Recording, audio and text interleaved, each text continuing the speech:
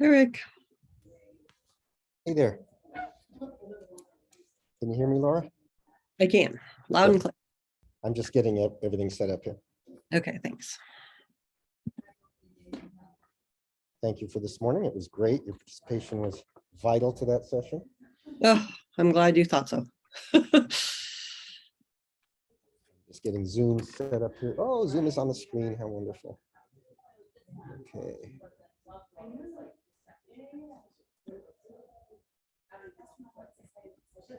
Okay. Oh, I'm going to try this light. See if I can get this light to work.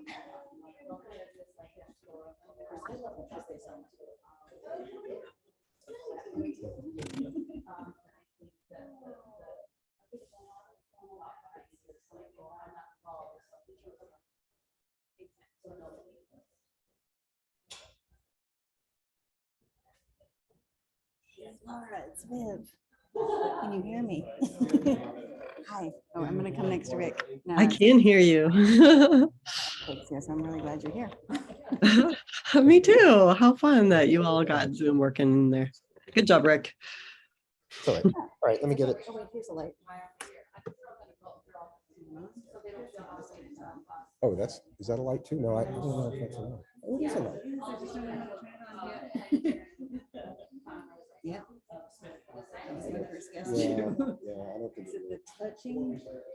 Yeah, it is. Oh, it is. Oh, look at that. Oh, beautiful. Check that out. Okay. You tell me, or- Look at that. All right, it's right in my face, but it gets the job done. Oh, that's wonderful. Yeah, that's wonderful. All right, now you can see me. Not that you want to. All right, let me see. Let me get some title slides going.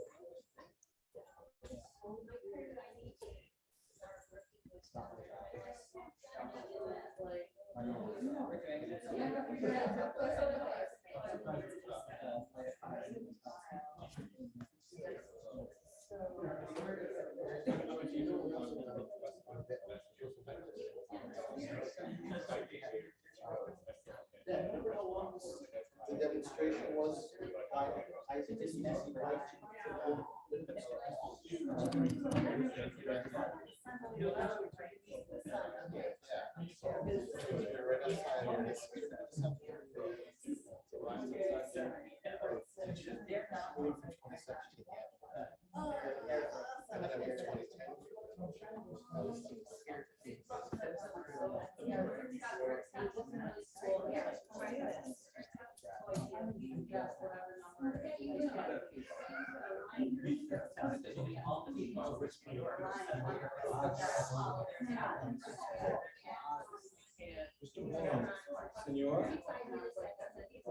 wow, it's working. All right, we'll get started in a couple minutes. We still got people filing in here. Sounds good.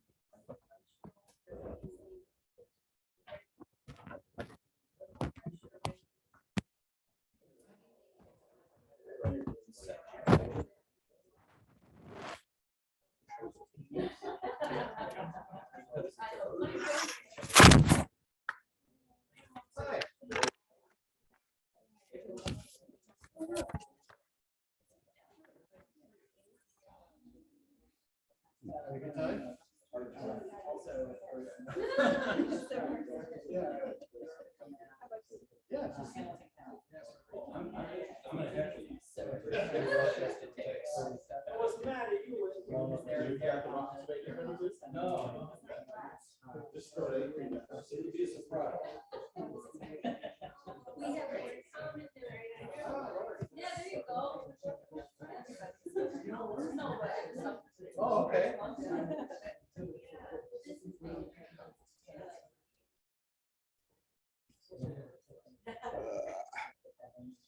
No, turn that off. Turn that off.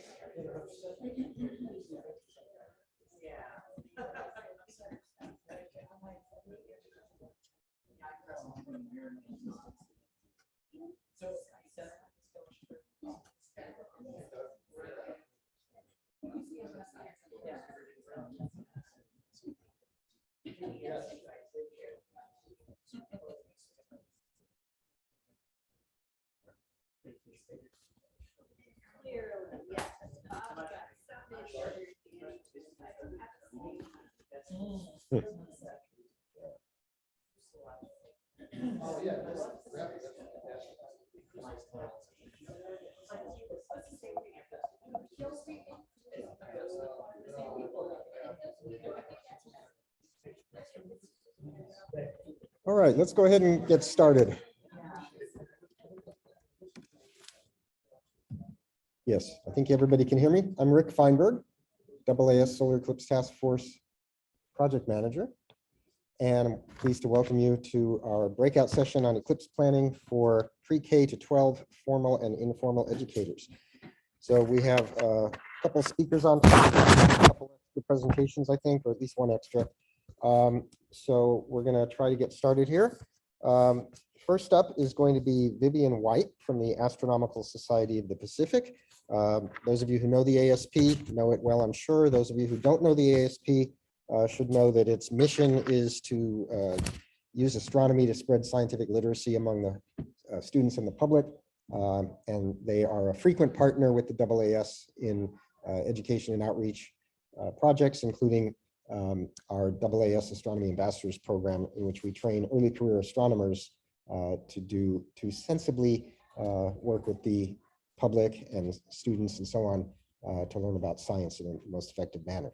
So let me turn it over to Vivian. I'll see if I can bring up your slides here. I guess I got to stop sharing that, and I will go to your slides, and I will share my screen again.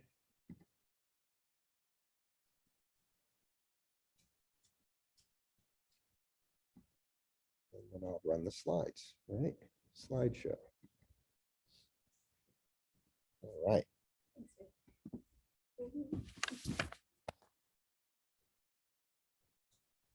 Hi, everyone. For those of you joining online, hello to you too. There's a huge crowd here. You wouldn't believe it. Hundreds. I'm really glad you're here. My name is Vivian White. I work at the Astronomical Society of the Pacific. As Rick was mentioning, I run the NASA Night Sky Network along with Dave Prosper, who's here in the back, and many others who are helping us out with that. It's a group of 400 astronomy clubs across the country. My most recent project is the Eclipse Ambassadors, which I'll tell you about a little bit in a second. But the reason I think I was invited here is because I'm helping to lead the Informal Eclipse Planning Task Force with the AAS. So along again with a lot of great partners. Let's see. Yeah, sorry, not task force, working group as part of the Eclipse Task Force. So we are working on a ton of different things. The Informal Working Group has, well, I've made a list of them here, and then I was going to give you a little bit more information about it. We try and get all of the national programs or regional, at least regional programs. So there are a lot of people who are doing individual things in their communities, but mostly what we're working with are things that can be shared nationwide. And we are making collections of resources and activities. We have a whole bunch of hands-on activities. I've brought a few, and then also resources like slide decks, and I'll get into some more of those in a minute, I guess. We also have training. So lots and lots of people are training folks from high schoolers all the way through amateur astronomers and everyone in between, in order to help prepare their communities for the eclipses. Of course, because they're in April and October, not August this time, there's a lot of live streams happening, and we can connect you with those. And then there's also tons of citizen science projects happening. You've seen some of them already. Globe, is Globe here? Anybody from Globe here? There are quite a few NASA citizen science projects that are happening. Oh, Kelly is, yeah, so Kelly probably represented that a little bit, so that's great. Oh, she has a poster too. Yeah, check that out for sure. It's a really cool citizen science project. There are lots of great citizen science projects happening that you can be a part of, whether or not you're on the path of totality or annularity. And the other thing we're doing is we're getting together contacts of people, and we could use your help with this. You know, we are making sure we have the elder hostel folks that change names, whoever that is now, right? What is it? Rhodes Scholar, thanks. That was not a first, not the best first example. The Rhodes Scholar folks, you know, the National Girl Scout councils and things like that, so that we, when it is time, when we have all our resources gathered, which we have a preliminary date of by the end of this month, to have a lot of these gathered so that you can all see them, that we will also know who to send those out to. And I'll show you where to add your information to that list as well. We also, just saying, we have a whole collection of astronomy jokes. This would not be the best one, but I liked it anyway. I was gonna tell an eclipse joke here, but it gets a little dark, so maybe next time.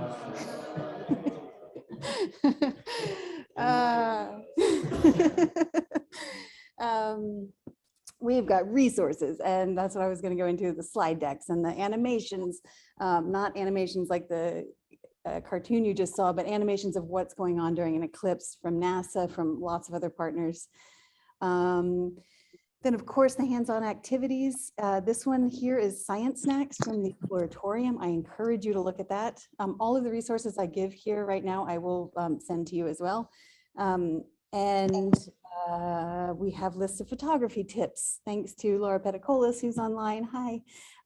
This is part of, we have simple sheets for great photography tips with simple cameras or with phones. That was part of the Eclipse mega movie that was for 2017, sorry. We're also working on collecting multilingual resources. So we're not creating anything new as a group, and many of us individually are working on different resources, but as a group, we're just trying to collect all of these that are going to be useful to the community. I also want to say a lot of the people in the group, who here is on the informal task working group? There are a few people in the room and maybe some online too, hi, who are part of the working group. And they are offering amazing resources. We have, one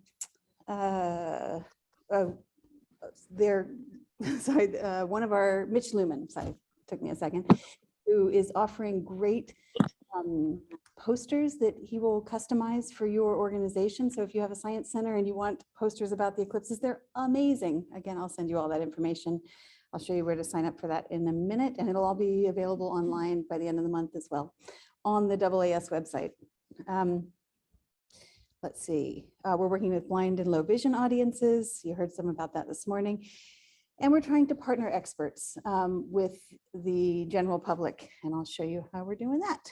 A lot of that is happening through training programs. There's a do-it-yourself kind, which I love. Anybody can become almost an instant eclipse expert or know more than the third grader you're going to run into for the eclipse. GBH put out this fabulous training. Why isn't there an eclipse every month? You can go through and make sure you understand all of the pieces of an eclipse. This one was for 2017, but they're updating it for 2023, 2024, highlighting a little bit more of the difference between annular and total eclipses. I am here because the Eclipse Ambassadors program is a training program through NASA. It is Eclipse Ambassadors off the paths, basically. So Eclipse Ambassadors are partnering amateur astronomers with undergraduate students and training them to offer engagement opportunities with underserved audiences. So it's a really cool program. I hope I'll have some Eclipse viewers I can hand out that have all that information on them for those of you here in person. There's also a lot of other training programs. For example, Rick and I are doing a training program with AIP tomorrow for local folks who are actually on the path. So there's one at the bottom that's online coming up. NISENet is giving one, talking about all the different resources available and training happening for the solar eclipse. I just stuck the link there. Let's see, We, of course, I hope you have heard from Andy or someone about the librarians. Have we talked about that already? It was brought up yesterday. Yeah, so there's a huge effort getting 10,000 libraries trained to help their communities prepare for the eclipses. So I'm sure there'll be more said about that. It's an incredible program. We're also presenting at lots of different conferences. We'll be at the AAS conference. Someone is at the SACNAS, Society for the Advancement of Chicanos and Native Americans in STEM conference that's in Puerto Rico happening next week. We'll be at the National Society of Black Engineers. We're trying to hit all the different conferences that are coming up STEM related to get people excited. If there are other conferences you think we should go to, please let us know. We'll try and get to as many as possible. And a lot of those are going to be training scientists. NASA in particular is coming up with a training program that trains scientists to do good public engagement. So that's exciting. And that will be, part of it's available NASA specific, but part of it will also be available to the public. Okay, so I think that's about it I have. I just made this 2 minutes ago, and it is, if you want to sign up for more information, I can just send you all of the links to things. You just put your email in, that's all, and I won't share it or sell it to anyone, I promise. It's just for after this, or you can just send me an email.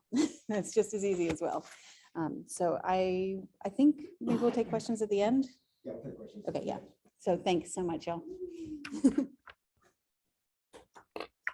Thanks a lot, Vivian. All right.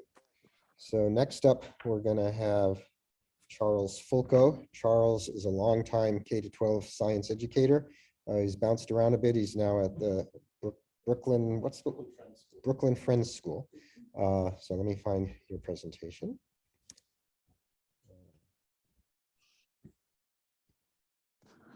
It's weird. All right, one thing at a time. Move that down.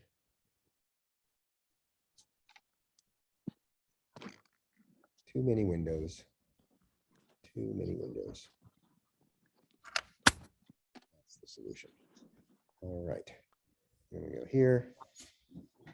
Before I click on that, I need to share the screen again. That. Where'd my menu go? It's at the bottom.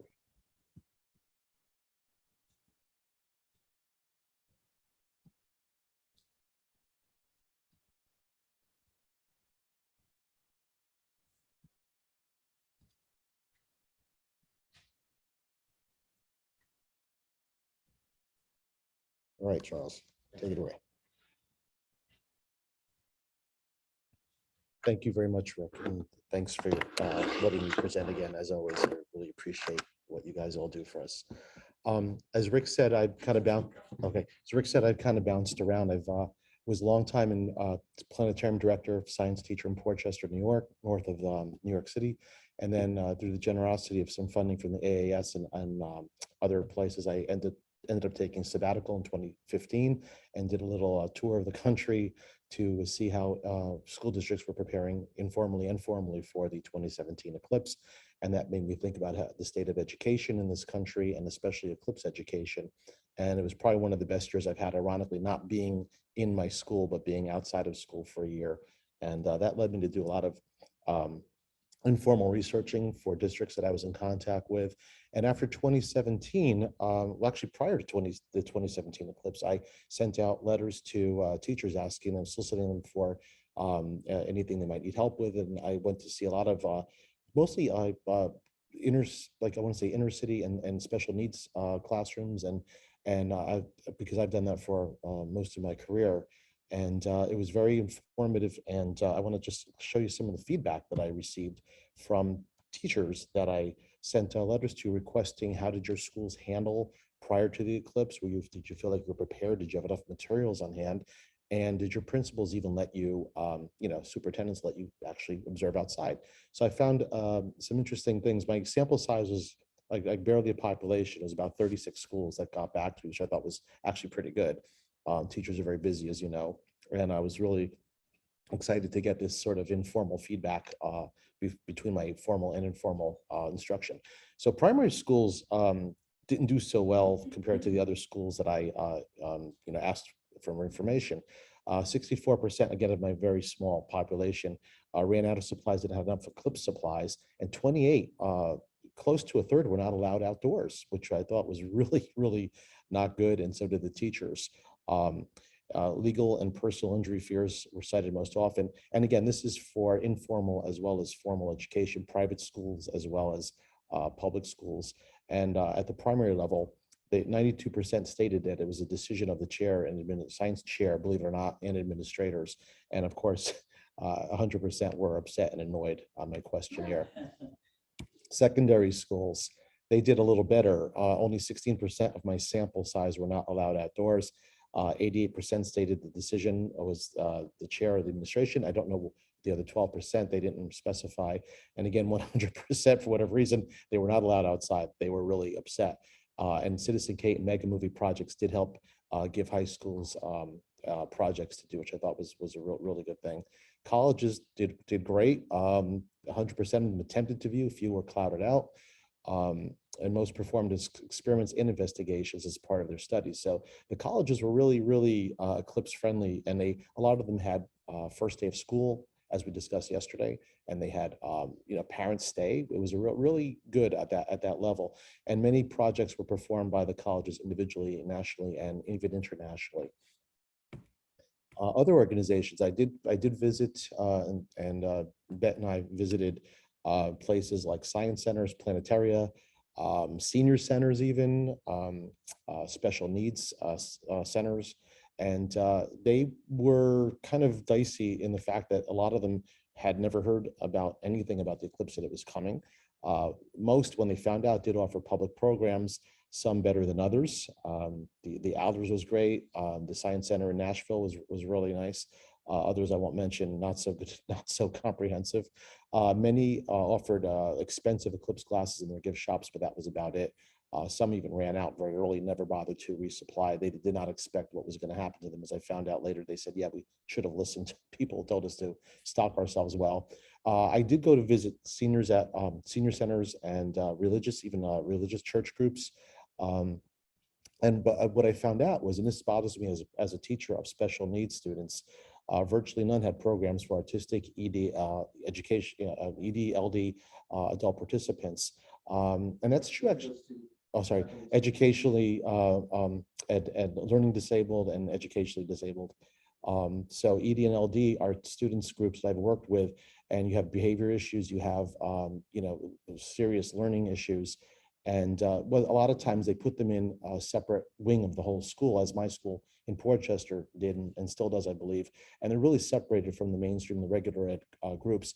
And again, I found a very, very dichotomous grouping with the Eclipse too, or I guess you'd say heterogeneous grouping. If you're a teacher, we had the regular ed kids be part of the informal and formal education, and the students that were considered developmentally behind were kind of kept out of the loop, which I didn't know that was going to happen. So having monitored and assessed my informal and formal visits, I realized a few things. We have to start earlier, and then again, it's never too early to start, as I found out. We have to be firmer with our messages and emails. I actually have a couple samples of emails that I sent out to superintendents and other administrators based on what they allowed their schools to do.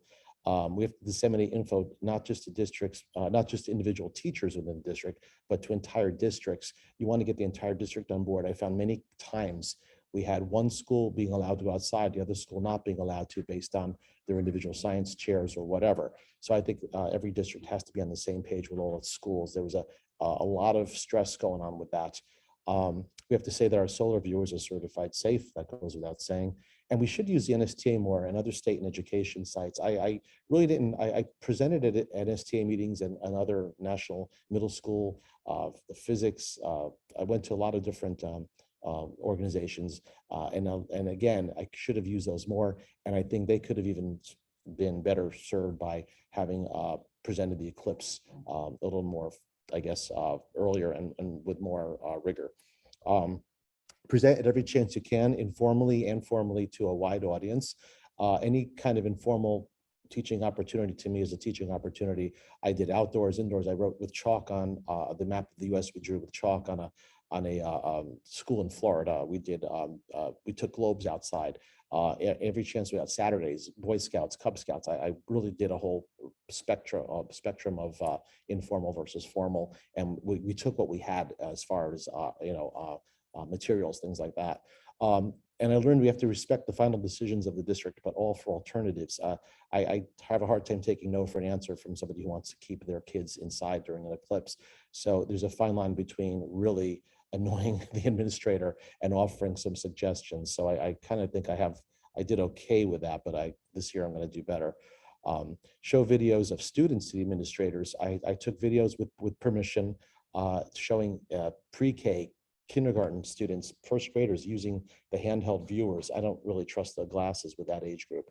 So we had the viewers, and I think I kind of actually changed a few superintendents' minds by showing them how easily the kids did it and nobody was injured. I have to understand that administrators are people too, that they just need a little cajoling sometimes. And again, with experience comes getting better. And get the parents on the sides of the Cub Scout, the troop leader, the den mom, the teachers. In my new school in Brooklyn, we have a great parent support. We had wine and cheese actually after a curriculum night a couple weeks ago, and the parents are they're like, what can we do to help you? And this is a great way to get parents to help you. Get supplies to these districts early, and by districts I also mean science centers, informal places of learning. It's never too early to get supplies to them. And again, we try to avoid expiration dates on glasses. So just if someone asks, just reinforce that they're certified safe. You can give references, things like that. And what I found very interesting was, as a teacher who's done underserved education for an awful long time, I really was bad because I did not serve the students well at all prior to 2017. So what I did was I did well, actually, I'll get to that in a second. But here's a sample of a letter prior to 2017, because Joliet, Illinois, the whole district was not going to be allowed to go outside. So I did a letter, and some teachers, again, they said it worked for some schools and not for others, but there was never an entirely on board situation where that was the fault, I believe, of the Joliet school system. Then I did a post letter for those superintendents and principals and science chairs who did not let their and den mothers and troop leaders. I tailored it to the specific group that did not let the students go outside, and I did get some responses back, not a lot, but I did get some, and some were apologetic even. I have a longer presentation that actually gets into the letters. And then, as I was saying, this whole thing about all of a sudden this realization that I'm not serving the underserved community too well. So I came up with an idea called, that's fine, it won't be too much longer, about an idea called No Child Left Inside. Because as a teacher, we've been using this No Child Left Behind for a long time, along with Common Core, along with next generation science standards. So No Child Left Inside, I want to promote more Eclipse learning and education among underserved kids. I visited California where they had some, and I've talked to Los Angeles School District. They really said they felt out of the loop. So it's not even special needs, it's actually special needs plus kids who may just come from a very hard communities, things like that. So I want to get those kids to be outside during an eclipse, watching it safely and correctly, and not being left inside to maybe watch it on the computer screen, or worse yet, to not even know anything's going on. Autistic kids, especially, I like working with autistic kids. They're frustrating as hell, but they're really rewarding to work with when you can get inside them and see results. So kids can be left inside physically in a building during an eclipse, but they can also be left inside themselves if nobody brings them out of themselves. And that's one of my goals too with this program I want to do. My rationale is basically realizing that schools are who they're run by, and if you can get into their heads about how to bring these underserved kids up to the forefront, and having everybody go outside, and maybe not keeping them in that separate wing during an eclipse, even if other regular ed kids are outside. And with respect to eclipses, I was one of the biggest people at fault, not really addressing that. 504 is a not special ed category, but it's kids who can use a little extra servicing, special ed, special needs, learning disabled, educationally disabled.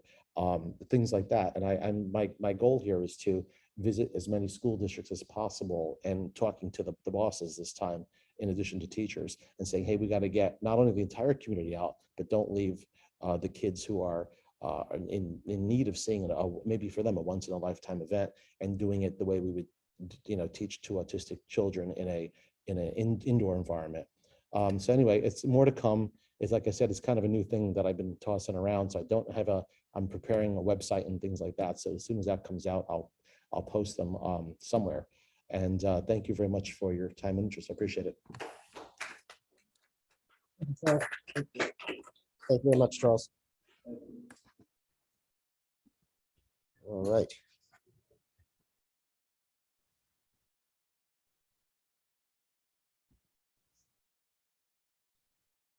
Okay, so now Dennis Schatz, who we heard from yesterday in one of the plenaries, wanted to be here today, but he had another commitment, as he mentioned.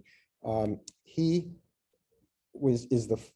a longtime science educator, worked at the Pacific Science Center. He's now involved with the Institute for Learning Innovation. And he is the first astronomer to have been elected the president of the National Science Teaching Association, NSTA. And he wanted to share, and we'll do so via a PowerPoint that I have here. He wanted to share some ideas about what the NSTA is going to be doing. So let me get that up.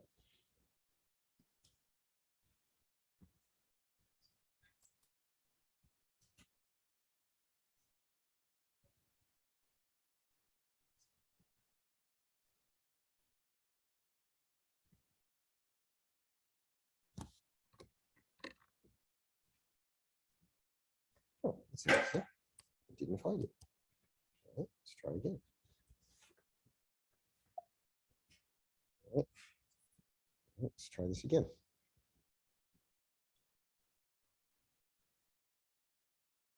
Source found. Hey, it came up. All right. Okay, so again, NSTA, National Science Teaching Association. You can see the URL here. Dennis is no longer the president, but he is still very involved with them. As everybody knows, when you become the past president of something, they still have their hooks in you. So in 2017, working very closely with Andy Fracknoy, whose name you've heard a few times and who is involved in the libraries program, they worked with the NSTA and came up with a book called Solar Science, and it had a supplement that was made available freely as a PDF, all about the August 2017 solar eclipse. Well, they're working on an updated version for the coming eclipses. So that will be out, I don't know exactly when, but it's in the works, and it should be out pretty soon, in plenty of time to be useful for educators preparing their students for the 2 solar eclipses. Now, Charles mentioned that he did some work with the NSTA last time for 2017. He, in fact, published articles in several of the NSTA journals. And that was very helpful in getting the word out to educators about the eclipses, or about the eclipse in 2017. So the summer and fall 2023 issues of all of NSTA's K-12 journals will be dedicated to the eclipses. Now, I don't know if dedicated means special issue cover to cover, or if it just means there will be several articles. But in any case, that is when all of the material for K-12 educators that the NSTA is making available will appear. So that should be in time for the 2023 eclipse, as well as for 2024. And there will be suggestions in there as to how to make the eclipses a community-wide event, or at least a school-wide event. There's going to be a number of NSTA webinars. Again, as Vivian mentioned, there's a lot of people, a lot of organizations doing various kinds of education and outreach training. NSTA will be doing that as well. And there will be additional material, and this is very critical, to be shared with school administrators. So this addresses the problem that Charles just raised, which is that although the teachers got behind the eclipse, a lot of administrators didn't, for reasons that have very little to do with education. So the NSTA has taken it upon itself, and this is a personal crusade of Dennis's, as well as something that the AAS task force wanted to make sure happen this time, is to make a concerted effort to get school administrators on board with sharing the eclipses with their students. Okay, so there will be additional materials coming out, as I said, especially via their journals in the summer and fall next year, to make it clear to everyone in the formal ed community that eclipses are a learning experience, that they are in fact safe to view. And thankfully this time we have the 2017 experience behind us, and we can point to the fact that very, very few people were injured at all in 2017. And there were no serious injuries and there were no permanent injuries. And that was because of all the good safety information that was promulgated and that was consistent among all the different authoritative organizations. And again, that the safe eclipse viewing techniques are going to be, that they're easy to find and easy to use. All right, so that's what Dennis wanted to share, and I thank him very much for sending his slides to me. Let's see if my computer will wake back up. I want to stop sharing and bring the online audience into the picture. And now I can see the chat again. Okay. All right, so we do have some questions online, but actually, Laura, I know you wanted to be in this session, and you are in this session, and you should be able to unmute yourself. Did you have something that you wanted to add specifically, or did you just want to be here to participate in the discussion? Let me just add to Vivian's and Charles's. Hold on just a second before you do. You guys can't hear her, can you? No, okay, I got to change my audio settings. Let me just do that quickly and see if that helps. Can you speak again? Yeah, test. Oh, very good. Okay, now I have to lower the volume. Okay. Yes, please make it a positive experience. Hold on. It's so loud. I need to bring the volume down. Okay, try that. Okay, eclipse, solar eclipse. Better? That's my microphone, yeah. Where is that? Oh, it's the output up above? Yeah, my computer isn't letting me do it. Isn't that weird? That is very That's weird, yeah. All right, well, just talk a little quieter. Okay. I'll try not to. Yeah, back away from your microphone or turn your own microphone volume down a little. Okay, let me do that. Hold on.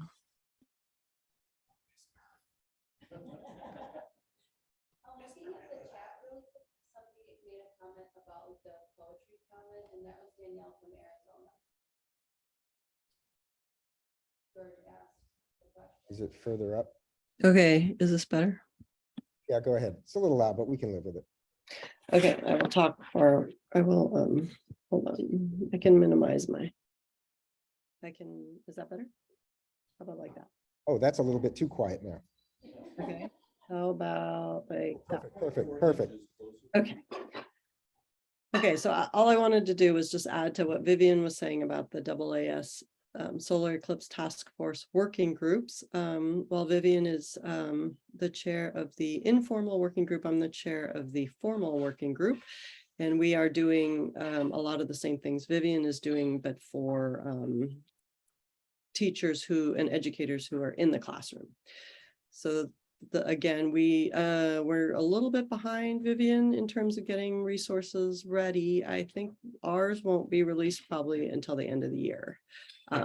So watch again for those on the AAS Eclipse Solar Eclipse Task Force website. Yep, great, thank you. Okay, let's go back to the gallery. All right, so let's start with, well, let's see, there's some questions online. Which was the one you were pointing out before? I don't see it for some reason. Oh, George Leonberger, okay.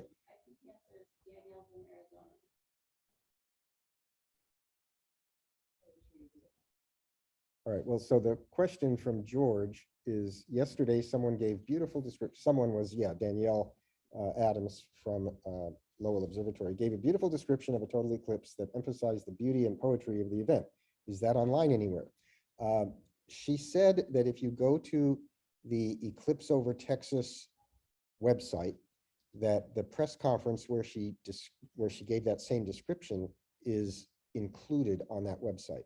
So I don't have the URL handy, but if you just search for Eclipse, actually there's a link to that website, I think, on the websites page of the AAS Eclipse website under resources. So if you go to eclipse.aas.org resources and click on the websites link, there's a list of state and local and regional websites for people who are going to visit there for the eclipse.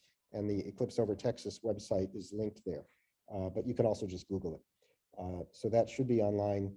And the other thing that you can have is that within a week or so, all of the videos that we recorded here at the workshop will be posted on the, or at least linked from the workshop webpage, also at eclipse.aas.org.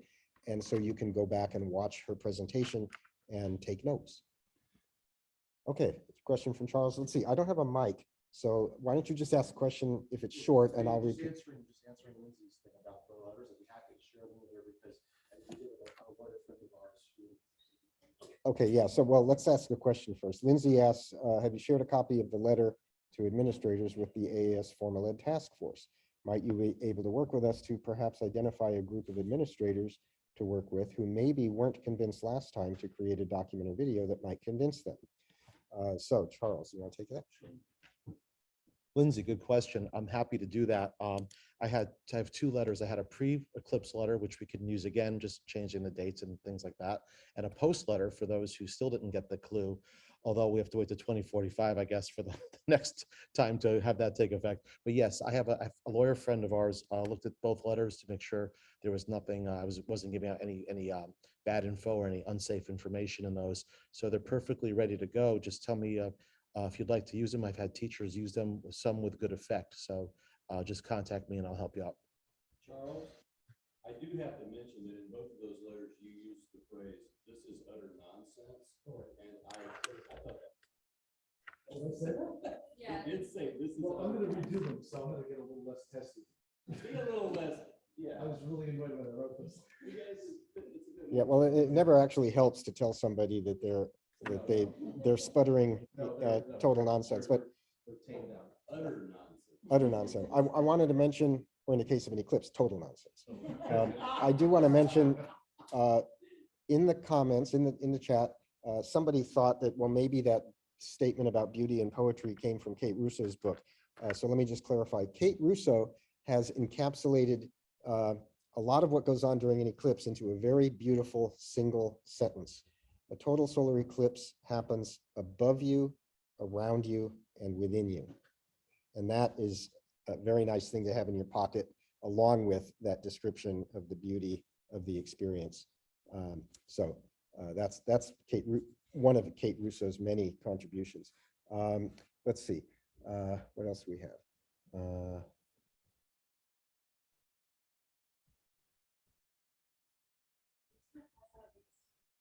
I think you got everything from us. Yeah, I think so. Okay, we have Dan McGlon has a question. And this is for Vivian and Charles kind of collectively, because Vivian, you're working with the informal group. And Charles, you're working with educators, but you also mentioned scouting. And the combination of those things hit my brain and said, is anybody working with fraternal organizations like the Lions or Kiwanis? Is that also an alternative or I'm a member of both, so I should be working with them. So the question from Dan McGlon is anybody working with fraternal organizations like Lions and Kiwanis? That is certainly on the radar. I know Angela in particular has given a lot of presentations around Texas and last time in Missouri to those groups. So again, as you're thinking of the stakeholders, like all those little circles that Dan showed and that Kate showed too, I mean, every group of people, people group in so many different ways. Every group you can think of is a potential audience to be reached out to. And the clubs are, those fraternal organizations are a great one because they're always looking for speakers, So if you let yourself, I mean, almost every community has them. So if American Legion and all this other stuff, veterans groups. So if you go and find the local ones and reach out to them, they'll probably be delighted to have a presentation. And if you don't want to be the one to give the presentation, you can find somebody else who can do it. Rotary, that's another. Yeah, Rotary, So exactly. that may be something to add to the list of resources. Libraries is. Well, that's, I don't want to volunteer. Dave, you have a comment? I just want to have my small time to get something done. Like, it's the Legion, the guys in the Legion that absolutely usually take care of. Okay, so Dave Prosper from ASP mentions that folks in American Legion, is it? Yep. The, yeah, especially in small towns are very eager to get involved in this kind of thing. Mason. So Vivian, I know you want to show some of your stuff. Can you bring it over here? And maybe we don't have I don't have a Zoom, so I can't wide field you, but you can Can we take the background off? take the background off. I think Yes. that's gonna be- Actually, I don't know if we can or not, but I'll try. Okay. I just wanted to show, has everyone seen the yardstick eclipse already? If you have not seen it, will you raise your hand? So if everyone's seen it, I will not do it again. Okay. Okay, the background's off. All right, great. Okay, you have to speak into the mic or they'll never hear Oh, you. no, that's the Earth. I'm sorry. Came back with something too snarky.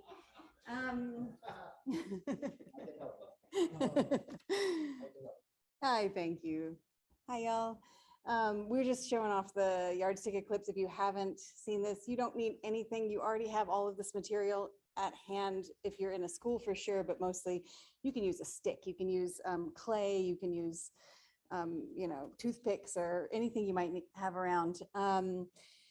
It's really nice to use as an engaging activity to get people making eclipses on their own and figuring out the difference between lunar and solar eclipses, but also kind of why we only see an eclipse on a certain path and what time of day. So it's super simple. It's got 3 steps. They're all on the postcard that you can download, and I'll show you where to do that. Talking about first the scale. If you shrunk the Earth down to the size to a 1-inch ball, how big do you think the moon would be? And a lot of people have a lot of ideas about that. And you kind of work through all those ideas, and then you come up with that it would be about 1/4 of an inch. So we've got I'm gonna our, make your screen, I'm gonna make it oh yeah, okay. bigger cool. on here. So people can see better. Oops. Okay, if you speak in here, I think we'll take. Testing 1, 2.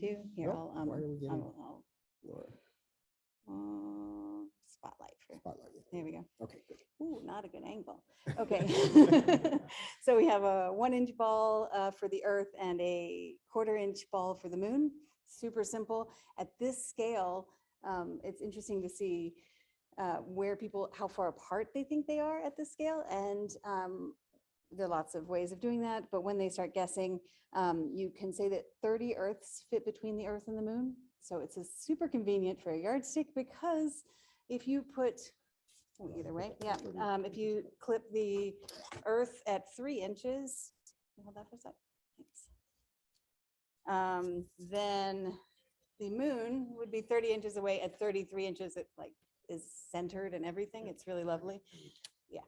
And then you can talk about, so many of us, when we're doing Eclipse public engagement, miss the first couple of steps. And many people, there have been studies shown that many people don't know who goes around what. So first of all, that the Earth goes around the sun, but especially that the moon goes around the Earth and how long it takes and things like that. So you can show, for example, one orbit of the, I'm going to get the one that's already set up. Sorry, 1 second.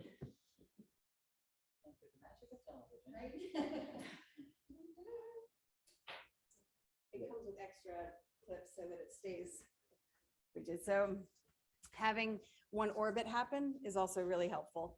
And then you can use any sort of bright light, like this here. The sun is the best for doing this model, because you can hand it to them and say, can you make an eclipse? And just leave it at that.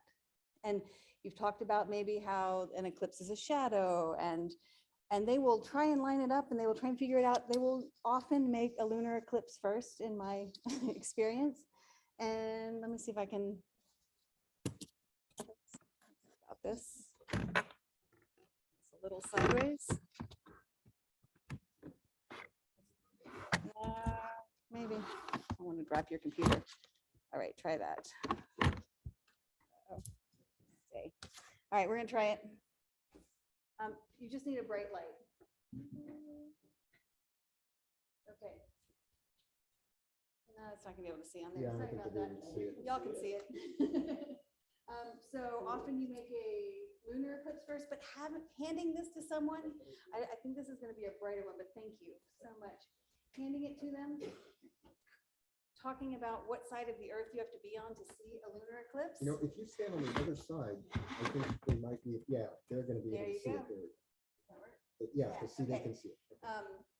One thing you have to think about, they're often looking at this shadow here, so make sure they look at the moon. What's happening to the moon as it goes into shadow? That's pretty interesting. And then talking about who sees lunar eclipse, why it's so common to see lunar eclipses, because everyone on the night side sees a lunar eclipse. Again, just handing it back to them or taking it from them and handing it back. Scott Roberts actually taught me that a million years ago. If you take something back from someone, they're going to want it back so badly. So take it back from them, try something else, talk about things, and then hand it back to them because they're so excited to get their hands on it again. Can you make a solar eclipse now? So it's not as easy, but if you use the real sun, and actually it works pretty well with this projector as well, you will see that there is a central point as well as the umbra on there as well. It is beautiful, easy to talk about example about why you don't see a solar eclipse over everyone daytime side of the Earth doesn't see a solar eclipse. So giving it to them to actually make it themselves makes such a huge difference. They remember it as opposed to just being told it. So I encourage you, you can buy them of course, but I encourage you just to make it yourself because it's really easy to do. With whatever you happen to have around, you can do it at any scale, but 30 Earths in between the Earth and Moon, this is an easy scale to work with. I'd rather use the metric system, but in this case, we got inches working for us. So super easy. Thanks. Laura's asking a question. People need information about which object is orbiting which. Yeah, do not assume that people know what makes moon phases, when you're going to see an eclipse. You can talk about, you know, what time, what kind of moon happens during eclipses. So is it a full moon? Is it a new moon? And when those things happen. So you can use a lot. This is a fully to scale model, both size and distance. So it works pretty well. Yeah. Another point with talking about which thing orbits which, if you've got kids who are second grade or younger, then describing phases and describing orbits is not going to work. Absolutely.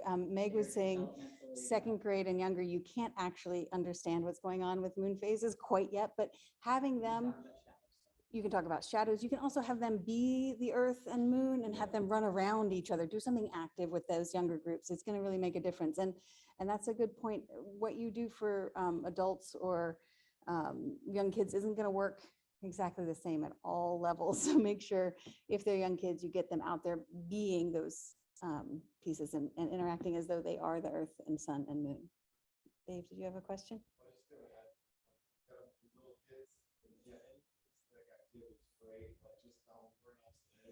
Yeah, burning off energy. Yeah.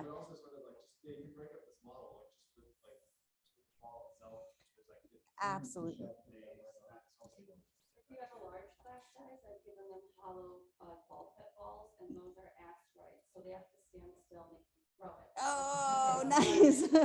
Okay, I want to tell these guys online who are listening in. What's your name? Sorry. Oh, I'm Catherine. Catherine was saying that she let kids be asteroids with the ball pit balls that don't hurt you when they hit you, and they can throw the asteroids. And Dave was saying that for young kids, getting them to work out, sorry, say it again, kinesthetic activities, getting them to run off their energy is really important. Yeah. So Vivian, I was just, because I know some of these kids ask questions, well, how far away is the sun? Yes. I punched it in using the same figures and calculated 324 yards away. So how far away is the sun at this scale? Is 324 yards away, right? We're going to stick with the same system since we're going inches. So 3 football fields and a bit. Yeah, right. Yeah. Soccer pitches these days, not. I know, I love that. 3.5 soccer pitches at 3.25. Is having an event at a park that's next to a playground too distracting for kids? Absolutely not. So here's the other thing, 90% of people are going to see a partial eclipse, right? If you're in the path, congratulations, it's going to be the best thing ever. Most of us are not going to be in the path for either of the eclipses, or at least one of them. There are very few of us who are going to make it for both. But it's a long event, right? Make sure to have lots and lots of activities and water and snacks and sunscreen and tents, something to get to the shade, because it doesn't happen quickly. They're many hours long. So definitely not a problem to be next to the playground. They can come back and look through the viewers or glasses. Yeah. A funnel is done outside to take up some more time is those solar beads. Yes. Solar beads outside, the UV sensitive beads. Sunscreen application, the sunscreen will work on solar beads. So when the solar beads start changing, time to reapply. So you can have like a whole suite of solar activities on it. Absolutely. There's lots of great activities you can use. Make a sun oven to bake s'mores or whatever it happens to be. Definitely have good solar eclipse. Oh, some of the other things we're coming up with are solar eclipse related food, music, things like that, songs that you can play while this is going on. It's a really fun event. I do not recommend playing songs during totality, of course, but yeah, yeah. Very important, you said about the length of the event. Yes. A lot of people are talking about this, 3:20 in the afternoon when you get off buses and all this other stuff. Right. The reality is what, it starts at 2:07, it goes on to what, 4:30? Yeah, Bob's mentioning that it's like a 2-hour event. Yeah. So like you said, as they ride all the way up to the next hour, these crowds are probably going to start building. Yeah, they've been talking about how they're worried about transportation issues, getting out of school at the right time and getting stuck in traffic for hours and hours. It's a good point. Oh yeah, the ultraviolet detecting beads for sure. Laura's got a great source for that. I'm just taking over. Rick, is there anybody else that has questions? Yeah. Come. Hi, me again. Rick happened to mention the NSTA articles in Science and Children that I wrote prior to the 2017 eclipse. They are available for me for free. The NSTA may charge you, so I forgot to leave my email. So if everybody's got a pencil and paper handy, it's SAROS, like Saros, 61. I won't tell you what that is, at gmail.com. So SAROS61@gmail.com. I can provide you with the 5 articles that I wrote, and they're all cover different aspects of the eclipse, from learning to safety to there's 5 different articles, each covering different topics. I think you'll enjoy them. Thanks, Rick, for reminding me. Sure, I'll type that into the chat.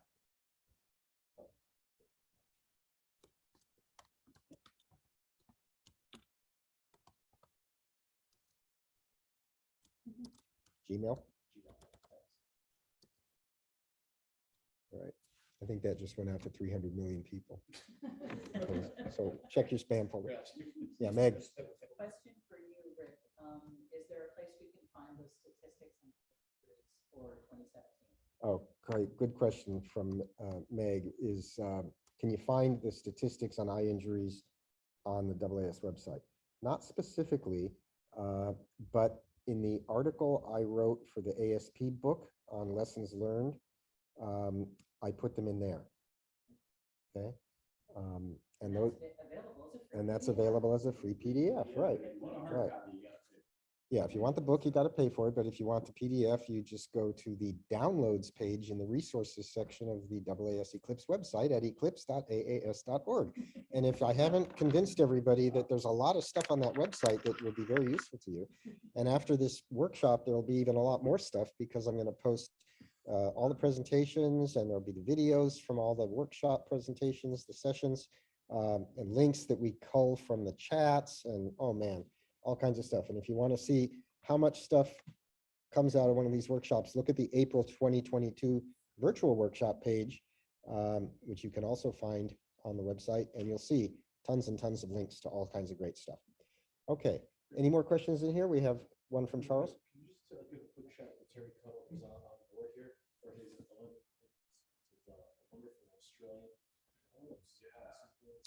Yeah, so Terry Cuttle, if you're here, I guess he's here somewhere. I don't see him on the screen at the moment. Okay, great. But Terry, yeah, Terry is in Australia, and he's sort of the Charles Fulco of Australia, taking the lead on sharing good educational information. And he, a lot of what people in this country, in the US, have been doing they owe it to Terry, because Terry distributed a lot of really great material back in 2017. So yes, thanks a lot for that. He single-handedly made 2012 happen. Yeah, he was a principal in waking his country up to the fact that they were going to have a really spectacular eclipse in 2012. And that was kind of when Kate Russo got all involved in local planning stuff too. Okay, so it's 11:59 and lunch is served at 12. So I think we'll wrap it up. I want to thank everybody who was online. Thank you, Laura, especially for joining us again. And we'll see you at the next session at 1 o'clock.